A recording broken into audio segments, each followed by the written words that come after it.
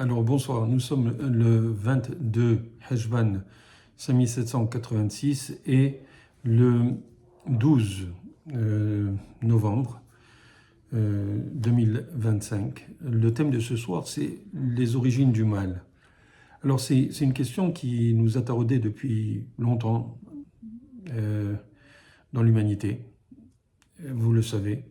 Nous avons tous eu des réflexions à ce sujet, puisque nous avons été tous confrontés en virtuel ou en réel à ce phénomène depuis que nous sommes nés, depuis que nous sommes arrivés au monde.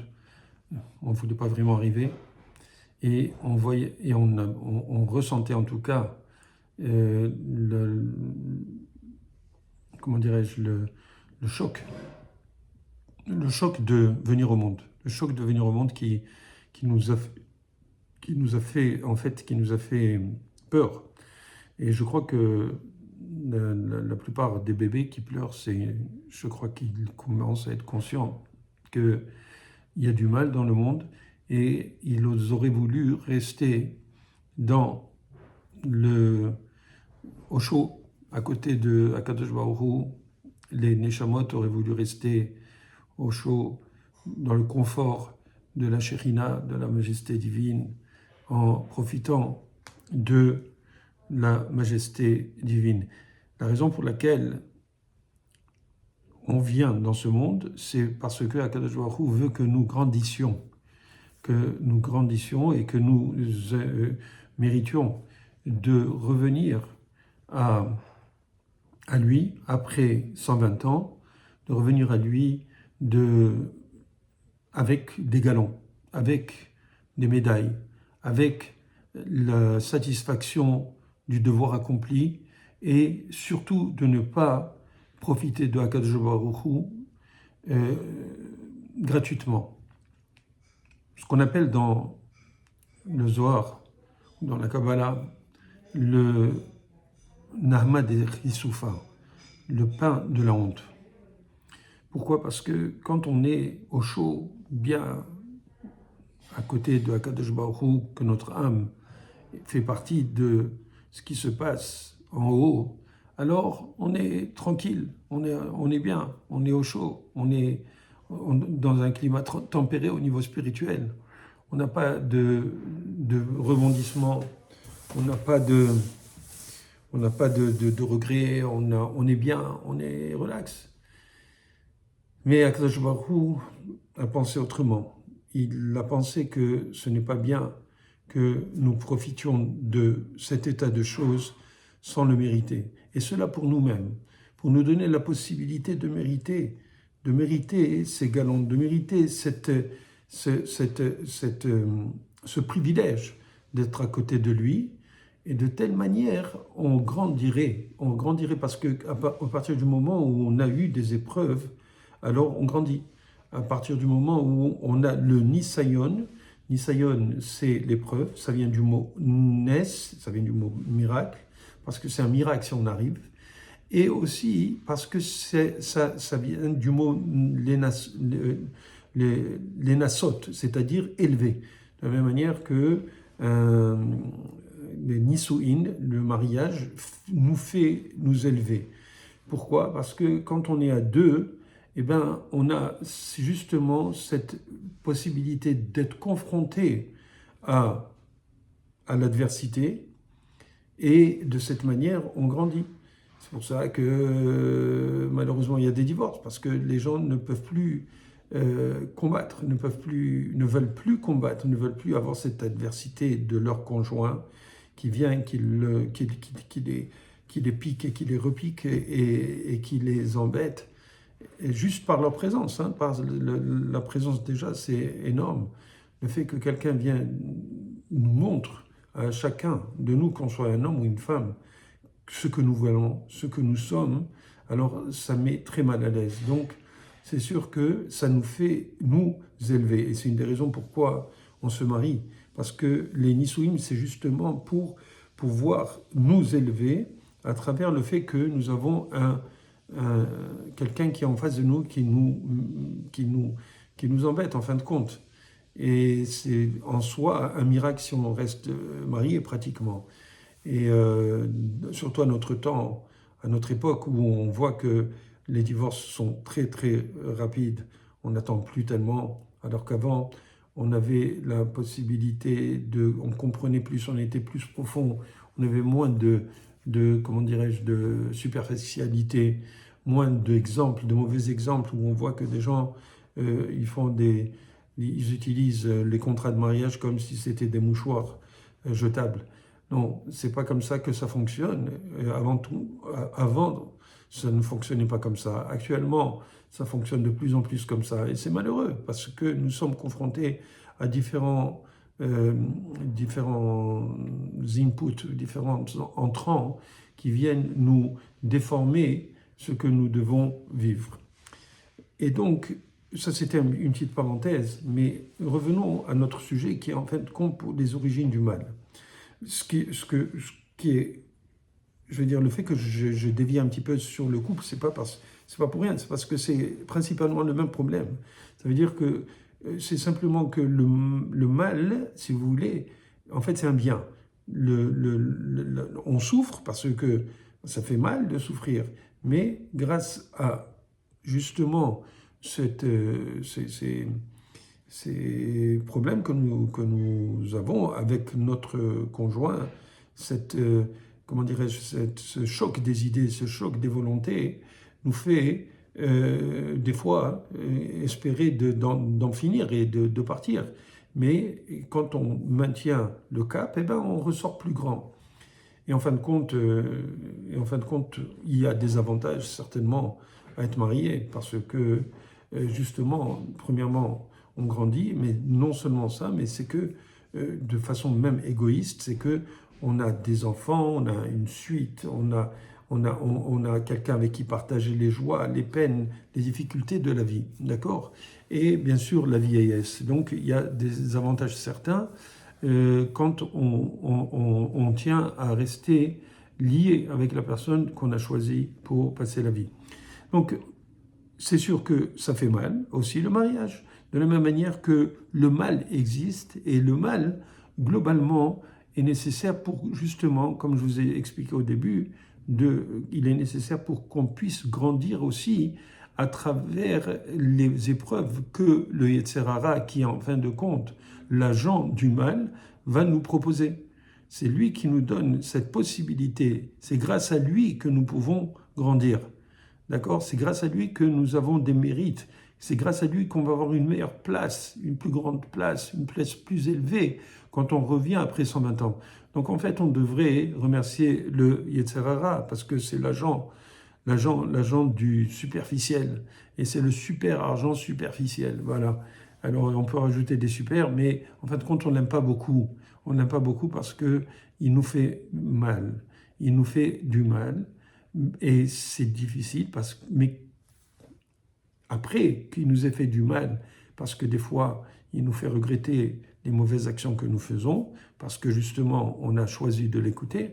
Alors après, il vient, il revient à la charge, il vient, il nous nargue, il nous dit, voilà, ben, tu vois, tu n'as pas réussi ton Nisayon, tu n'as pas réussi ton épreuve, et donc, tu vas devoir recommencer cela. Et malheureusement, des fois, on reprend le travail à la base. On reprend le travail à la base et on doit revenir en Gilgul, en réincarnation, refaire tous les travaux, redoubler aux examens et refaire tout le travail qu'on a fait, renaître et en criant quand on était petit, quand on était bébé, quand on est sorti de la matrice de notre maman. Et voilà, et on reprend le travail parce qu'on a échoué les examens du Nisayon, du Yetzer Hara, qui en fait, il voulait simplement nous faire grandir parce que c'est l'agent du mal. Et cet agent, il est là parce que c'est en fait c'est un ange, en fin de compte. C'est Dieu qui l'a mis, comment dirais-je, qui l'a rendu responsable du but du monde. Donc en fait, compte, tout ce monde, comme je dis, c'est que Akadosh Baruch Hu, j'ai déjà expliqué souvent, c'est que Akadosh Baruch Hu, il veut faire du chesed, il fait du bien en nous donnant cet agent du mal pour pouvoir justement le vaincre. D'accord? Et là, on voit que quoi? donc, je crois que comment dirais-je, j'ai résumé assez rapidement cette origine du mal. Mais il faut bien comprendre qu'elle vient à travers la création. Ça veut dire que quand Dieu il a créé le monde, il a, il a envoyé ces forces du mal à travers, si vous voulez, la- l'enchaînement des événements qui a donné le monde. Qu'est-ce qui s'est passé au départ? C'est que il faut comprendre qu'au départ, Akadosh Baruch Hu, il est seul, il n'y a même pas il y a pas le vide, il y a l'infini. D'accord? Le vide, c'est quand on enlève l'air d'un endroit. Mais là, il n'y a même pas d'espace. Il n'y a que Dieu. Il n'y a que Akadosh Baruch Hu. Et à partir du moment où il décide de justement de faire cet Universal Studio, autrement dit de créer cet univers, il a créé l'univers, donc il a fait un espace, et il a donné aussi la possibilité qu'il y ait des acteurs. Donc il y a l'univers, et là, il y a les acteurs. Les acteurs, c'est nous, d'accord? Dépendamment de la façon dont nous allons jouer nos cartes, nous allons mériter ou pas de revenir à Dieu. Et il faut comprendre que tout était dans Dieu, que ce soit les âmes, que ce soit la matière, puisqu'il n'y avait pas de matière avant que Akadosh Baruch Hu ne veuille qu'il y ait la matière. Donc il y avait uniquement lui. Ensuite, il a fait un tzimtzum, c'est-à-dire qu'il s'est contracté pour faire apparaître un espace. Et de là, à travers cet enchaînement de différents mondes qui sont de plus en plus physiques, alors on est arrivé à avoir ce monde où nous sommes, avec toutes les galaxies que vous pouvez imaginer, qui sont en train encore de s'éloigner les unes des autres parce que le monde est en expansion. Et dans une de ces galaxies qui s'appelle la Voie lactée, il y a la Terre, il y a le Soleil, dans le système solaire, il y a des planètes, et parmi ces planètes, il y a la Terre. Et sur ces terres, il y a les hommes. Il n'y a pas d'autre endroit où il y a des hommes. Cette terre était l'endroit que Dieu a privilégié pour que l'humanité apparaisse et qu'elle puisse justement ne pas être paresseuse. C'était juste un petit jeu de mots. Donc il faut qu'elle apparaisse et qu'elle combatte le mal qui, lui, provient de cette opacité, qui provient de justement cet enchaînement des mondes qui viennent depuis l'infini, qui est Akadosh Baruch Hu, et à travers ces mondes qui sont de plus en plus opaques, qui nous mènent à notre monde de la Asiya, le monde de l'action. Malheureusement, le monde est parti en cacahuète. Il est parti très souvent en cacahuète. Il est parti, il y a eu des guerres, il y a eu le mal s'est déchaîné. Le mal s'est déchaîné et on a vu récemment la Première Guerre mondiale, la Deuxième Guerre mondiale, l'Holocauste, et récemment le 7 octobre. Et après ces événements-là, on a vu la barbarie de l'être humain, comment elle peut être non seulement avoir lieu, mais en plus être mise, comment dirais-je, à la vue et au su de tout le monde, en direct. Les actes barbares se faisaient en direct. Le monde est devenu tellement sauvage que ces barbares ont voulu que tout le monde participe au mal, qu'ils étaient en train de faire. Et vous savez, je vais vous dire quelque chose. Très souvent, dans des films, vous avez vu des films où il y a des brigands, des gangsters. Et malheureusement, très souvent, il y a des gens qui s'identifient aux gangsters, qui regardent le film et qui veulent que les gangsters gagnent et qui veulent que les gangsters réussissent. Et très souvent, l'acteur qui joue le gangster est un beau gosse, qu'il est bien habillé. En fin de compte, c'est le plus pourri de la terre, en tout cas dans le scénario du film. Et les gens s'identifient à lui ou s'identifient à elle parce qu'elle est belle, elle est bien arrangée, elle est jolie, elle est maquillée par les artistes du studio cinématographique. Et à cause de cela, on fait aimer le mal. À cause de cela, il y a des films où justement on fait aimer le mal aux gens. Mais ça, c'est une fiction. Le problème ici est que le mal attire tellement les gens parce qu'il est en eux qu'ils ont kiffé de voir le mal se faire en direct de 7 octobre. Imaginez un petit peu qu'est-ce qui s'est passé. Imaginez, c'était effroyable. Et donc le monde s'est déchaîné. Et bien sûr, on a vu que l'antisémitisme a grandi sur toute la terre, à tel point qu'après cette barbarie immonde, le président français vient et reconnaît l'État de Palestine, alors que les Palestiniens, Mahmoud Abbas et l'OLP et ces gens-là qui ne sont même pas du Hamas, eux supportent les terroristes, supportent le terrorisme, et non seulement cela, ils étaient extrêmement contents, ils n'ont jamais réellement condamné ce que le Hamas a fait. Ils condamnent le Hamas parce qu'ils veulent prendre leur place, mais ils ne condamnent pas les actes barbares qu'ils ont faits. D'ailleurs, eux-mêmes, c'était des barbares. On a vu combien de fois en direct, je ne sais pas si vous vous rappelez, le lynchage des soldats, ou je ne me rappelle pas exactement, qui avait été fait à Ramallah avant une certaine intifada. On l'a vu en direct, avec les mains en sang. Le gars était très heureux de montrer, avec la paume de ses mains ensanglantées, alors qu'il venait de le jeter comment dirais-je, de l'étage à travers la fenêtre. Imaginez un petit peu de cette barbarie.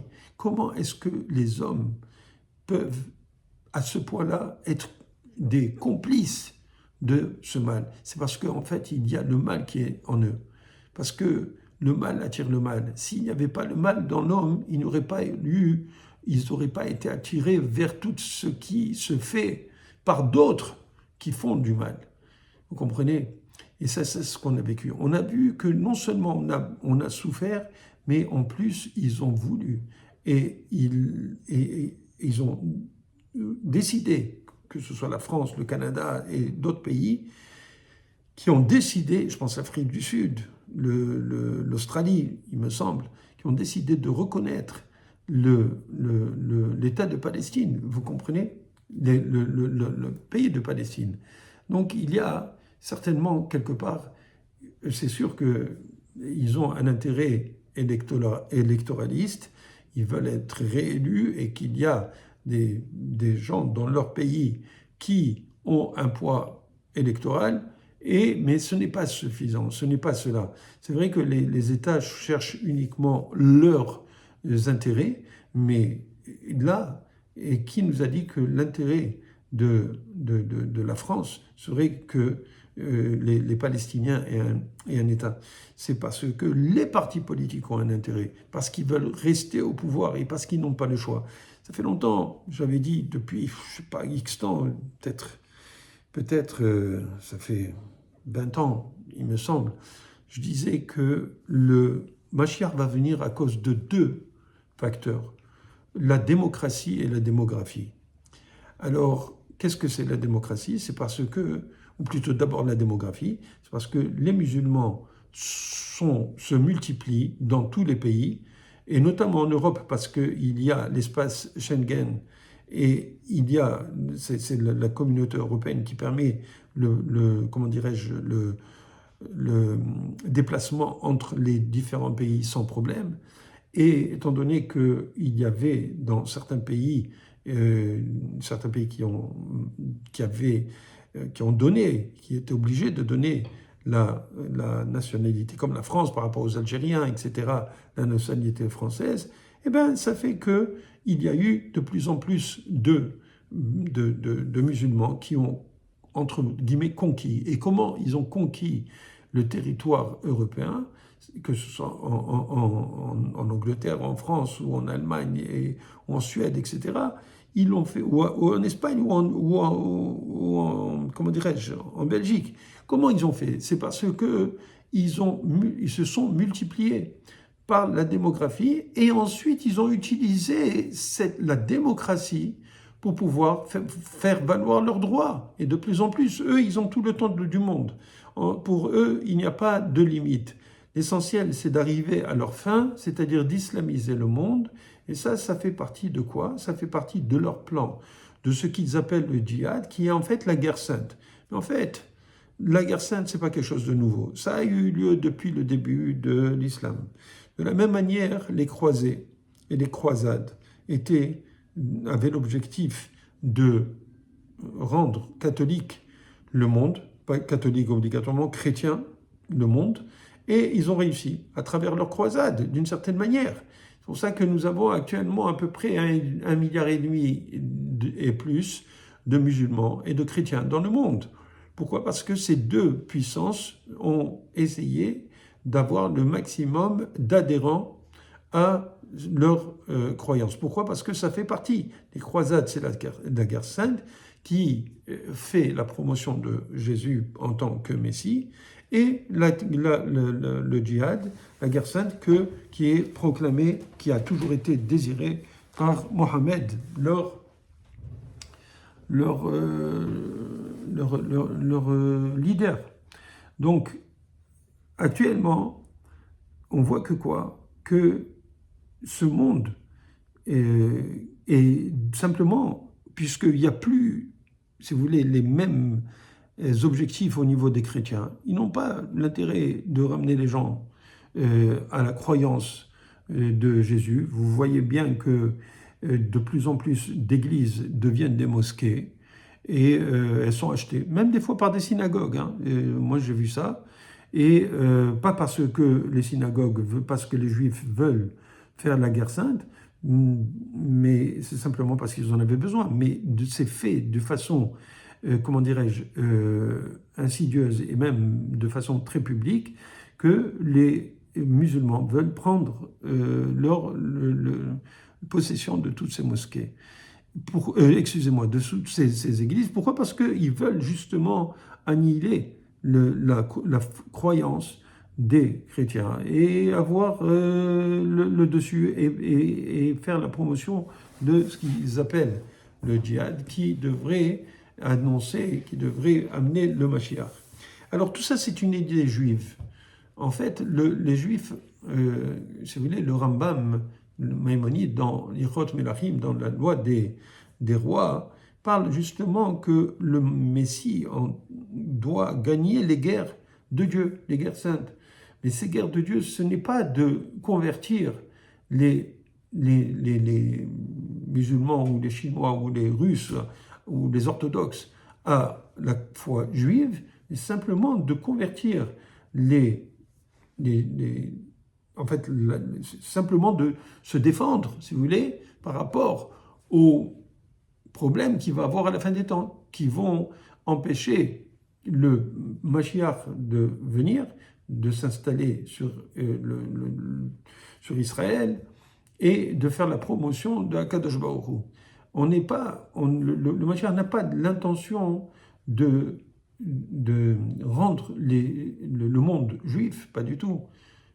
De la même manière que Noach, après qu'il soit sorti de la Teva, Akadosh Baruch Hu lui a donné 7 mitzvot qui sont les mitzvot de Ben les Noachid, les 7 lois Noachid. Akadosh Baruch Hu veut que les non-juifs suivent au moins ces lois. Pourquoi? Pour que le monde puisse cohabiter, que la population mondiale puisse cohabiter ensemble, c'est tout. Mais on ne veut pas qu'ils deviennent juifs. Bien sûr, le fait que le Mashiach viendra et va aider l'humanité à converger vers Akadosh Baruch Hu, alors il n'y a aucun mal, puisque, en fin de compte, ils sont tous des croyants. Pourquoi nous croyons, nous, le peuple juif? Pas uniquement à cause de ça, mais une des preuves qui fait que nous croyons, c'est que nous avons au moins 3 à 4 milliards de personnes qui disent que nous avons raison. Pourquoi? Parce que les chrétiens croient dans l'Ancien Testament, ce qu'ils appellent eux l'Ancien Testament, et les musulmans croient dans le Nouveau Testament et dans l'Ancien Testament. Donc ça veut dire que l'Ancien Testament est vrai. Donc vous voyez bien qu'on n'essaie pas de piquer quoi que ce soit à qui que ce soit. Nous avons le document original, nous adhérons à ce document original avec toutes les lois qui sont afférentes et que nous suivons depuis des millénaires, qui s'appellent Halacha, la Gemara, le Talmud, etc. Mais ça, c'est valable pour les Juifs. On n'essaie pas de l'imposer à qui que ce soit, on ne veut pas l'imposer à qui que ce soit, ça ne nous intéresse pas que tout le monde devienne juif, pas du tout. Nous, on est très bien comme on est. On a un club qui est tout petit. On a 15 millions de personnes à tout casser. Des vrais juifs, hein, je parle. Et parmi ces juifs, malheureusement, il y a beaucoup de juifs qui sont des renégats, dans le sens qu'ils ne croient pas vraiment dans le judaïsme et ils veulent le mal du judaïsme et ce sont des juifs. On les voit comment ils esquintent, ils sont pris par le mal parce que ce sont eux-mêmes, ils sont devenus des agents du mal. Eux-mêmes, ce sont des gens qui viennent à travers des âmes à la base qui sont des âmes qui se sont révoltées contre Akadosh Baruch Hu. Et d'ailleurs, parmi ces âmes, il y en a qui ne sont pas sortis d'Égypte quand on était esclaves. Il y a eu 4/5 du peuple juif qui est resté là-bas parce qu'ils ne voulaient pas, sortir d'Égypte, ils voulaient rester des croyants dans les cultes étrangers. Ils voulaient faire de la Avodah Zarah. Donc ils sont restés, ils sont morts là-bas. Et puis le Erev Rav, il y avait des autres âmes qui sont tombées en Égypte et qui sont venues, qui se sont agglutinées au peuple juif et qui se sont intégrés au peuple juif. Et ces descendants de ces gens-là sont actuellement dans le peuple juif et ils font du mal au peuple juif. Ils font du mal et ce sont des gens malheureusement, qui sont probablement, qui étaient au courant, peut-être qu'ils ont manigancé même ce 7 octobre, dans le sens qu'ils ont laissé les choses se faire. Vous savez, on sait comment, malheureusement, nos forces à nous, nos forces les forces des agences d'information, le Mossad, le Shin Bet, ou l'information militaire, sont pris pratiquement par des forces de la gauche. Et on sait à quel point les forces de la gauche en Israël sont nocives, et je dirais bien nocives, que ce soit au niveau de l'établissement sécuritaire ou au niveau de la Cour suprême, du pouvoir judiciaire. Et donc, ces gens-là sont là et c'est eux qui, en fin de compte, jusqu'à présent, ont eu le dernier mot. Et comme avant le 7 octobre, il y a eu un gouvernement qui, après, je pense, 5 élections, a été élu d'une façon claire, d'accord, et qui allait faire une réforme judiciaire, eh bien, ces forces-là n'ont pas accepté que leur soit piqué, que le pouvoir leur glisse entre les doigts. Et ils ont fait des manifestations chaque soir et chaque nuit, ils étaient là à faire et à comment dirais-je, paralyser le pays jusqu'au moment où on a eu le 7 octobre. Et ce n'est pas fini. On voit que malheureusement, il y a eu des gens qui sont dans l'armée. Comment ça s'appelle, l'Attorney General, ça veut dire la procureure générale de l'armée, elle-même a fait passer des informations, des vidéos comment dirais-je, qui incriminent les soldats, alors que c'était des choses qui n'ont pas du tout été prouvées.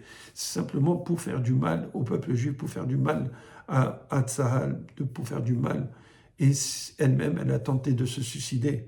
On a vu, c'était la semaine dernière, avec l'histoire du téléphone qu'elle a jeté dans la mer. On ne connaît pas l'histoire réellement, qu'est-ce qui s'est passé avec ce téléphone, mais elle a écrit des lettres, elle voulait se suicider. En fin de compte, elle a été attrapée par la police.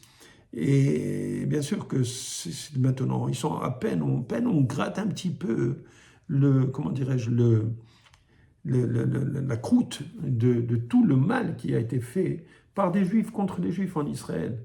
Alors, il n'y a pas seulement le mal qui provient des non-juifs. Et vous savez, quand on parle des non-juifs, pour le moment, nous avons Donald Trump qui protège, c'est Dieu qui protège le peuple juif à travers Donald Trump. Mais vous savez, qu'est-ce qu'il a dit, Donald Trump, quand il était à la Knesset? Il a dit, je bénis le Dieu d'Abraham, Yitzhak et Yaakov. En préambule, dans son message à la Knesset, il faut imaginer qu'un non-juif vienne et qu'il dise cela devant une Knesset qui est remplie pas remplie complètement, mais en grande partie de gens qui sont contre la Torah, qui sont contre la croyance, qui sont contre les Juifs même, et qui sont dans la Knesset. Imaginez un petit peu. Et bien sûr, il y a, devant les Arabes qui avaient là-bas, il y a une dizaine de députés. Donc, je ne sais pas si ce sont des députés ou des dépités maintenant.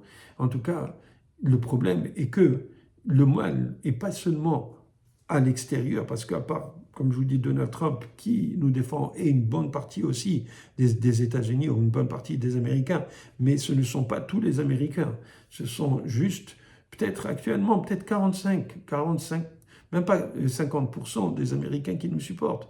Imaginez si Biden ou si Kamala Harris aurait été élu, mais ça aurait été une catastrophe.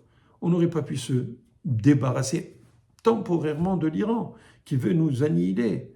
Et ils n'ont pas arrêté, que ce soit l'Iran, que ce soit la Turquie, qui nous déteste et qui veut s'installer à Gaza pour avoir un pied là-bas et pour pouvoir nous faire du mal encore.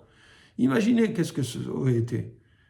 Imaginez si Akadosh Baruch Hu n'avait pas décidé qu'on a souffert assez et qu'il fallait qu'il nous envoie un monsieur en la personne de Donald Trump pour exiger que les otages nous soient retournés. C'est un miracle. Et nous avons remercié Dieu pour ça. Nous ne l'avons même pas remercié. Nous n'avons pas remercié assez. On devrait être en train de danser. On prend les choses pour acquis. C'est pas concevable. Comment ça se fait qu'ils ont lâché les 20 otages vivants d'un seul coup? Ils ne voulaient absolument pas.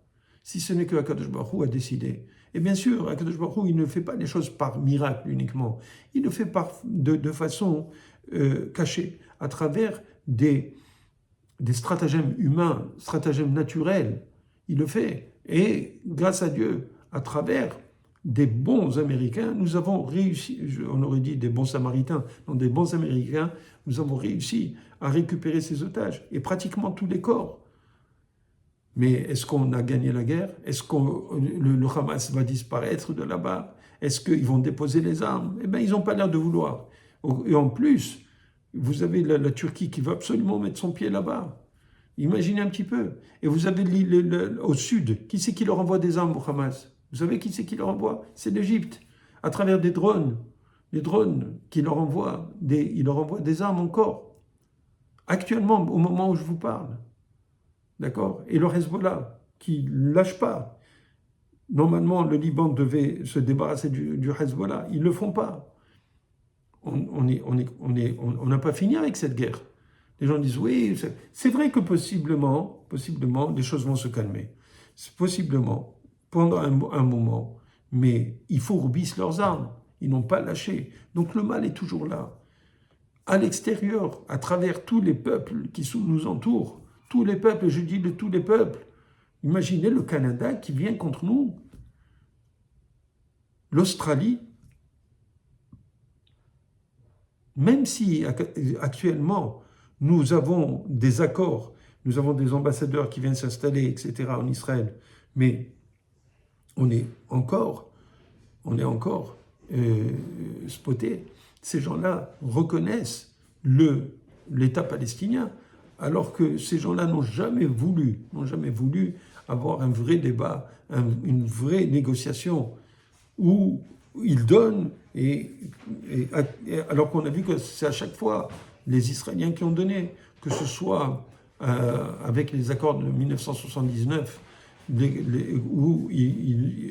quand Sadat était venu en Israël, après Israël a rendu le Sinaï avec tout le pétrole, avec toutes les choses qu'il y avait là-bas. Ensuite, en 2005, ou en 2005-2006, on a rendu Gaza. Et ensuite, il y a eu, ou plutôt en 1993, il y avait des accords d'Oslo, il n'y a eu que des carnages. Alors, jusqu'où on va donner et sans avoir quelque chose, une paix réelle en retour? Ils ne veulent pas. Jusqu'à présent, aujourd'hui même, ils ont réouvert des tranchées en face de la Jordanie. Pourquoi? Parce que l'Irak est en train d'être investi par l'Iran. Et de là, ils vont venir par la Jordanie, ils rentrent en Israël. Ils disent par la Syrie, mais ils vont passer par la Jordanie. Je l'avais dit, ça fait 25 ans, donc des conférences. prenez moi au mot presque. Je ne suis pas sûr, c'est pas du 100%, parce que je veux dire, c'est simplement au niveau stratégique que je vois un petit peu des cartes et que je me dis que le moyen le plus rapide et le plus sûr de faire les choses, c'est pas que l'Iran passe par l'Irak et de l'Irak ils viennent en Israël. Et par où c'est le chemin le plus court, c'est pas par la Syrie, parce qu'on voit que la Syrie, maintenant, il y a certains accords qui vont se faire avec, entre Trump et, comment il s'appelle, j'ai oublié, Al-Shara. Donc on voit et Israël bien sûr, où on va voir qu'il va y avoir une stabilisation du front, si vous voulez, là-bas. Donc c'est pas par là-bas que ça devrait passer, donc ça passera par ce qui est en dessous de la Syrie. Qu'est-ce qui est en dessous, entre l'Irak et Israël? C'est la Jordanie. Or la Jordanie, elle est pleine à 75% de Palestiniens. C'est pour cela que vous voyez qu'actuellement en Israël, du côté d'Israël, en face du Jourdain, le Israël est en train de rouvrir les tranchées, d'installer les soldats pour se prémunir d'une invasion terrestre. Et cette semaine, on a vu que c'était écrit que l'Iran veut investir, pas seulement par les missiles, où ils utiliseraient 2000 missiles par jour, ok, sur Israël, mais aussi faire une invasion par la terre. Ce qui est bien sûr, je vous l'avais déjà dit, prévu dans la Gemara Sanhedrin 98b, dans le Rashi en haut de la page, dans la page 98, folio B. Alors, je vous en avais parlé déjà, on voit que les choses se précisent de plus en plus, et nous devons faire teshuva, c'est la seule chose. La seule chose que nous pouvons faire, c'est prendre le contre-pied du mal, de faire d'abord une union entre nous, si vous voulez, de repousser les forces du mal, et notamment de la gauche israélienne. Et d'un autre côté, si on arrive à s'unifier nous-mêmes, alors, avec le respect entre nous, bien sûr, eh bien, je crois que, je suis pratiquement certain qu'on aura beaucoup plus de puissance pour pouvoir nous prémunir contre le mal qui est en train et qui va déferler sur nous pendant les guerres de Gog ou Magog. Que Dieu nous protège. Et le seul moyen, c'est que nous fassions nous-mêmes un cheshbon nefesh, que nous faisions nous-mêmes une introspection et que nous apprenions à nous respecter à nous, tout en respectant Akadosh Baruch Hu, en faisant ces mitzvot, et surtout en pensant à rapprocher les autres de la Torah, de la vraie croyance. Et à partir de ce moment-là, on arrivera à changer et à améliorer, si vous voulez, nos chances d'avoir un peuple qui se respecte entre eux et qui se respecte lui par rapport à lui-même. Et de cette manière, nous pourrons continuer à vivre jusqu'à ce que le Mashiach se dévoile le plus proche de nous, c'est-à-dire dans les temps les plus proches possibles, qu'il vienne et qu'il nous protège, bien sûr, pour que nous puissions continuer à servir à Kadosh Baruch Hu dans la paix et la sérénité mondiale. Bezrat Hashem, le plus vite possible.